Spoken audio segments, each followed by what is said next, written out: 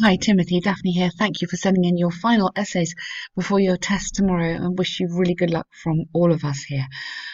So this task one is a nice graph. There's no particular pattern. There's no particular correlation between any of the lines. I think that's your skill because it is so random in picking out the information which you have.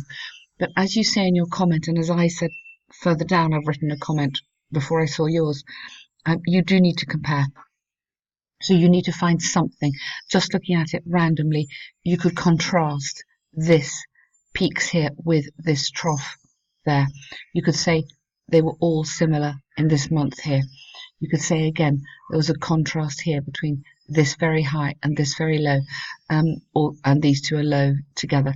So there are contrasts that you can pick out. And I think even before you start writing with a pencil, just make some circles. Okay, yep, I could comment on that, maybe comment on that juxtaposition. They're completely different there. So just, and then as you write, make sure you have commented on those when you're just doing your final check. So what you've written is fine. So the line graph illustrates the rainfall levels in 3 different regions of the UK. Of or in, actually this doesn't matter, in the year 2018. Good. So Wales had just under 50 mil. You could say experienced is another verb we could have there. 50 mil of rain in January, being the lowest among all 3 regions. Okay, you don't need to repeat that. I've changed this around. There was some fluctuations between February and June, and it reached its peak at around 135 in July, which is fine. I'm just going here thereafter because we looked at the connecting words. Okay, thereafter is a nice connecting word between your ideas, and if you write there was, it's a bit more simple. There is no connecting word there. So thereafter, after some fluctuations, or you could even put following some fluctuations between February and June. So we're talking Wales here, so up and down a bit. Okay. A peak was reached in July. Yeah, so a peak was reached. So I'm putting it into the passive tense, so I'm getting marks from using the passive tense. A peak was reached at around, so this bit would then come into there. Okay, so just a bit more sophisticated way of writing that sentence, although I'm not changing the content. In August, the rainfall had a dramatic drop. Now, make these nouns into verbs. Dropped dramatically to 40, and plateaued between August and September. Okay, August and October. You could move in here rather than just going with regards to Scotland, with regards to England. You could put here in contrast. So pick up this plateau between August and October. In contrast, August and October saw or levels of rain in August and October were very high in Scotland and England. Do you see what we're doing? So immediately we're comparing that information. We're picking up from where you were here, and we're comparing it. And then, so I'll do what you've written. The highest rainfall in 3 areas, 130 at the beginning, and again in August it was high too, wasn't it? The graph had a drastic fall with 20 mil and then soared. Okay, so I think you should add this bit here, and again in August. So I think I added that in italics, and you know that was me. So we're picking it up. So Scotland, it was high at the beginning, okay, and it was high again in August. So rather than just doing it following the line January to December, you need to just pick out the highlights. You don't need to tell me everything. And there are some quite interesting bits. There's some bits that you can talk about here.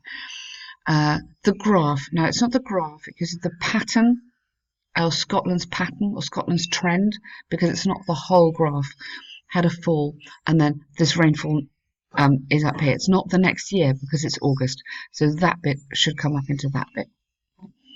As is rainfall in England, it displayed 110 of rainfall in January. Okay, in contrast, so the graph again, you need to be clear what you mean. Remained relatively steady, and most rainfall, okay, compared to the other areas. Some fluctuations. Okay, Your content is fine. That is a bit weak at the end. I don't think that's adding anything to your response. I think, do you know what, Tim? I think I would just do that again.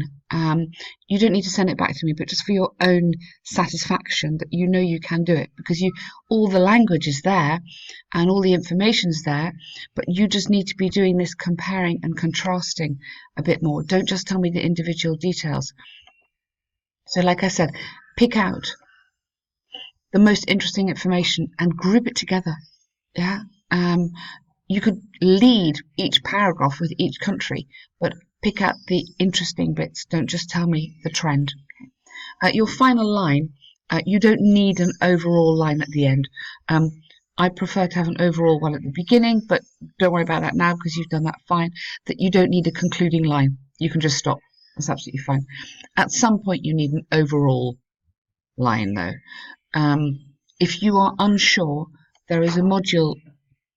I'll link it into my response. There's a module all about graphs. Just check over that as well.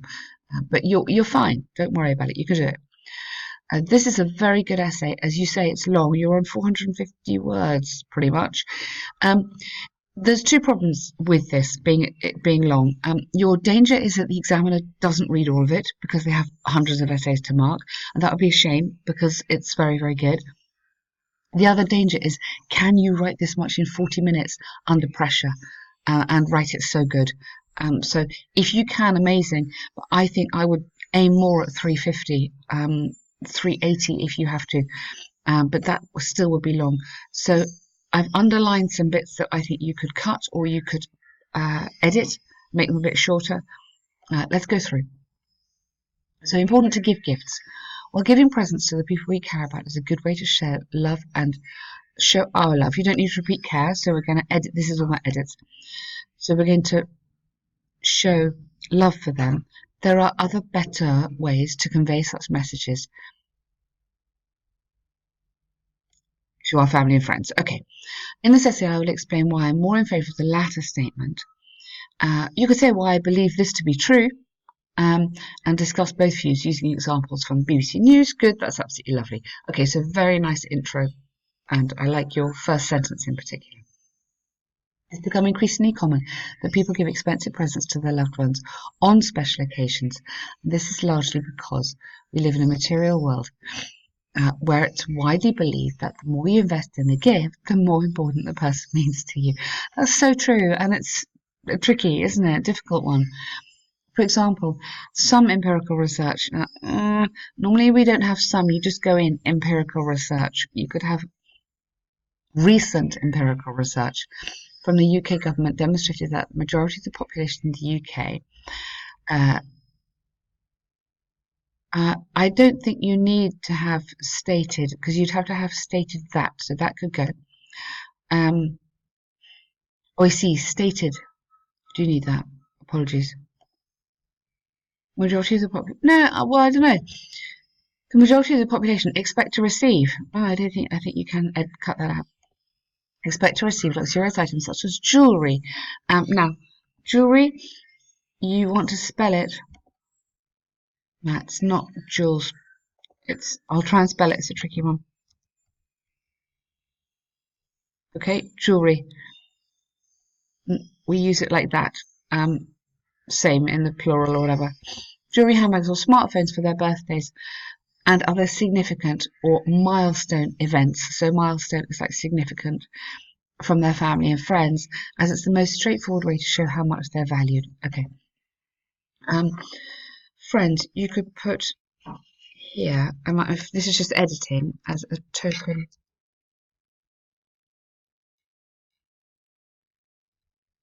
of how much they are valued. Or as a symbol. Token is a bit small, let's go symbol. So I'm literally cutting out not very many words, but if we are editing here, then that edits. A bit shorter than that, isn't it? Therefore, it's conclusively clear. There's a strong correlation between showing appreciation and the cost of presents. So you could cut that and you could just say, thus, a strong correlation cannot be denied. Yeah, something like that. But lovely paragraph, really, really good. And I like how your argument is flowing really, really well. Although buying material possessions for the people we love allows careful us to show you don't need to repeat all that. Allows us to show our uh, yeah. I mean, you could cut that whole lot and you could go, however, yeah, it should not be forgotten that there are other thoughtful ways to show our appreciation. Yeah, I probably would do that anyway, actually.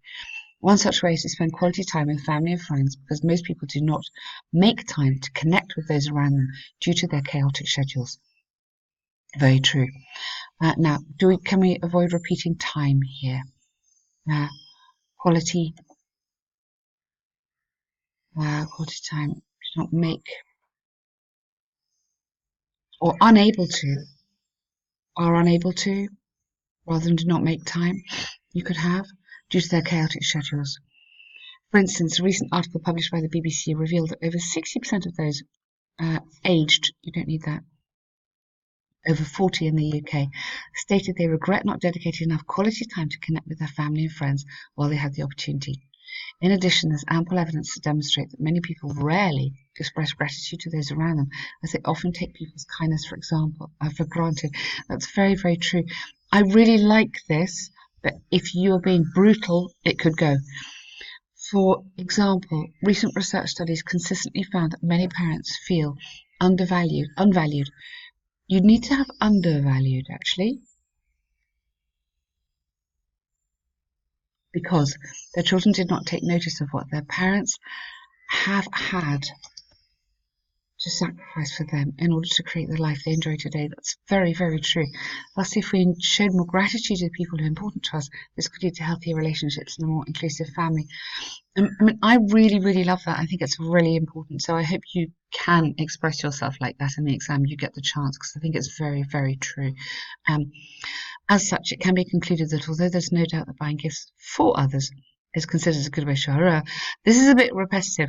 Although there is no questioning the importance of yeah buying such gifts, you could shortcut that a bit. Bonding with and showing gratitude to our family and friends are ultimately better as it allows us to create deeper, meaningful relationships. Fabulous. Really, really lovely essay, Tim. You've done so well there. I think it's very high quality stuff. Your argument's excellent. So task achievement, fantastic. Coherence and cohesion, fantastic. Grammar, really, really good. Vocabulary, just avoid the repetitions. I think there's a few sentences where you're just repeating yourself again. Try and find a way around that, and that will also help you edit, because sometimes in just a couple of words you can say what you're stretching out to the sentence. So I hope that helps you. I think I've answered your questions, and really, really good luck tomorrow. Make sure you check your work carefully before you hand it in or you press submit. Just check on those little noun verb endings, because sometimes that's a little slip. But really good stuff. Good luck.